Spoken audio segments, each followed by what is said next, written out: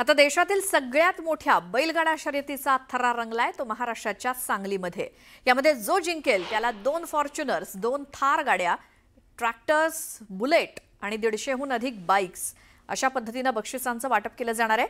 स्थानिक स्वराज्य संस्थांच्या निवडणुकींच्या पार्श्वभूमीवर होणाऱ्या या स्पर्धांमध्ये शिवसेनेनं आपली सगळी ताकद पणाला लावत बक्षिसांचा अक्षरशः धुरळा उडवलाय।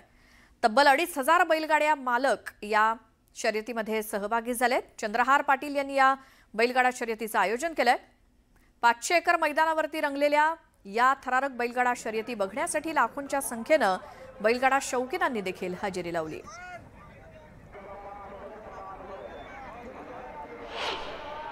भविष्यामध्ये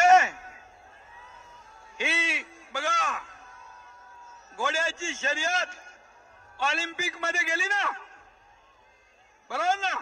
घोडेस्वारी, हॉर्स पोलो आंतरराष्ट्रीय पोचलं, ऑलिम्पिक पर्यंत गेलं। तशाच प्रकारचा बैलगाडी शर्यतीचा देखील आंतरराष्ट्रीय पातळीवर पोचला पाहिजे। अशा स्पर्धा आपण आयोजित करत राहा। या बैलगाडा स्पर्धेला देखील आंतरराष्ट्रीय दर्जा प्राप्त झाल्याशिवाय राहणार नाही। आज मी या तमाम माझ्या मानखोऱ्यातल्या दुष्काळी भागाच्या जनतेच्या वतीनं तुम्हाला कळकळीची नम्र विनंती करतो। ज्या उद्धव ठाकरेनं, संजय राऊतानं या भोळ्या भाबड्या चंद्रहार दादाला फसवलंय, चंद्रहार दादाचा विश्वासघात केला, त्यांनी उभा केलं चंद्रहार दादाला आणि निवडून आणलं विशाल पाटलाला। ही गद्दारी करणारी माणसं आहे ती।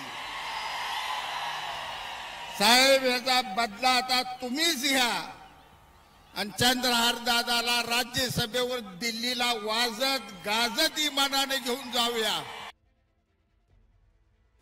आता पुढची बातमी कोल्हापुरातून। कोल्हापूरच्या अंबाबाई मंदिरात आजपासून किरणोत्सव सुरू झालाय।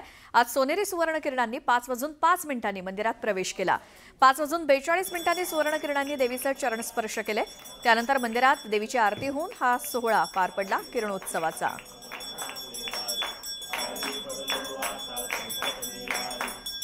बघून तुम्ही